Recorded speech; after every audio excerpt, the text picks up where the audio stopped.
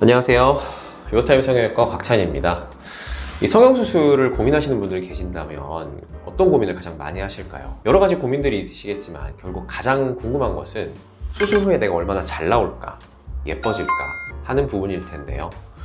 수술을 실제로 하는 제 입장에서도 여러 가지로 생각을 해봤을 때 가장 결과를 좋게 하는 데 있어서 중요한 역할이라면 한 분 한 분 맞는 옷을 그 사람한테만 맞춰서 찍어내는 것이 가장 중요하다고 생각을 하는데요. 그래서 오늘은 이런 부분에 대해서 한번 케이스를 실제로 보면서 어떤 식으로 제가 생각을 하고 수술을 디자인하고 실제로 수술을 하는지 한번 말씀드리고자 합니다. 저희 병원 시그니처 이마 거상 수술, 이마 축소 수술인데요. 이분은 이제 이마 축소랑 거상 같이 하신 분이시죠. 제가 이제 일반적으로 시행하는 이마 축소 거상술 디자인입니다. 이런 분은 이제 많이 줄일 뿐이 아니라서 센터 기준으로는 한 0.7cm 정도 디자인을 했습니다. 헤어라인부터 눈썹까지 길이를 재고 줄어들었을 때 새로운 헤어라인까지의 거리를 감안해서 이 피부 텐션에 크게 무리가 가지 않는 선에서 절제하는 범위를 설정을 합니다. 그리고 새로운 헤어라인까지 거리를 측정하고 그 흉터가 최소화되도록 헤어라인 모양을 다듬어서 결정을 하죠. 보통 지그재그 톱니 모양을 많이 선택을 하는데요. 이렇게 하는 게 흉터를 일반적으로 가장 적게 남기는 것으로 알려져 있고, 하지만 이제 일자로 디자인을 하는 경우도 있습니다. 일자 헤어라인을 선호하는 분들도 있고요.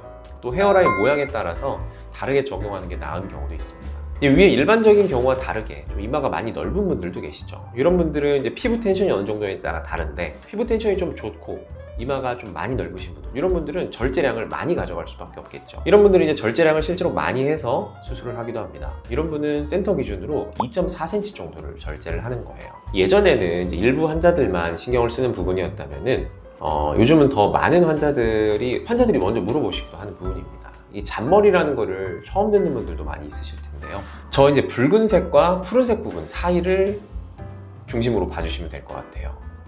모근이 좀 가늘고 사이드로 뻗은 이런 양상의 잔머리들이 있죠. 이마 축소 거상술을 할 적에 이제 왜 이 잔머리가 중요하냐면, 언뜻 우리가 봤을 때는 이 파란색 라인을 현재 헤어라인으로 생각하기 쉽지만 잔머리 부분을 빼고 봤을 때는 이 수술적으로 헤어라인은 붉은색이 되거든요. 만약에 붉은색과 푸른색 사이 부분을 수술로 절제를 해준다고 하더라도 잔머리지만 머리 있는 부분이 축소됐을 뿐이니까 거의 변화를 못 느끼는 경우가 많겠죠. 그래서 잔머리가 있는 분들은 어느 정도 잔머리를 좀 보존하면서 디자인선을 끝까지 정리를 하지 않도록 합니다. 이렇게 보면 파란색 절개선이 머리 끝까지 뻗어 있지가 않죠. 이렇게 하는 것이 오히려 이마가 더 좁아 보이게 해주고 잔머리 때문에 더 동안으로 보이게 하는 효과가 있기도 해요. 이제 수술을 하다 보면 비대칭인 분들도 참 많죠. 누구나 완벽하게 대칭인 사람들은 잘 없다고 말씀을 드린 바 있습니다만, 이제 이런 분들 보시게 되면 이 사진의 우측, 이 환자의 좌측이죠. 눈 앞머리와 눈썹 부위가 조금 더 처져 있는 것을 관찰할 수가 있습니다. 하지만 양쪽 헤어라인의 높이는 비교적 비슷합니다. 그러니까 이런 경우에는 환자의 좌측을 조금 더 많이 잘라내는 형식으로 디자인을 하고,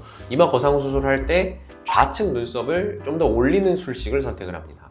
그렇게 하면 당연히 디자인선이 좀 더 처진 형태로 디자인이 되겠죠. 이렇게 해야만이 수술 후에 조금이나마 비대칭 교정이 되기 때문입니다. 이런 거를 응용하는 수술 방식도 있습니다. 이런 환자를 보시게 되면요, 이 환자분은 사실 이마 축소 환자가 아니었어요. 하지만 이마가 가운데 부분이 좀 다소 눌린 듯한 느낌이 들고, 이게 좀 여성스럽고 사랑스러운 인상을 좀 방해하고 좀 사나워 보이게 한다고 느꼈을 겁니다. 그래서 이런 경우에는 오히려 가운데 부분 이마를 약간 늘려주는 쪽으로 디자인을 했습니다. 자세히 보시면 절개선이 머리 속에 들어가 있는 게 보이실 거예요. 이런 경우는 머리 나는 부분을 일부 줄여서 이마를 좀 늘리는 형태로 수술을 진행을 했습니다. 이렇게 하게 되면 이제 본디 가지고 계시던 잔머리도 잘 부각이 되고 여성스러운 이미지를 가져감으로써 훨씬 더 인상이 좋아지는 데 도움이 되었던 것 같습니다.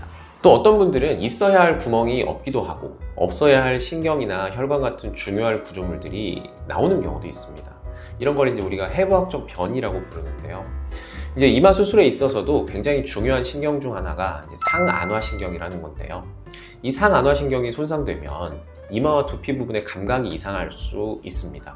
그래서 아래 디자인한 환자 같은 경우에는요, 사진상 우측 눈썹 위에 작은 동그라미가 보이실 거예요. 이 동그라미는 저희가 이제 신경 주행을 미리 예상을 해보고 수술에 대비를 하기 위해서 제가 그려놓은 거예요.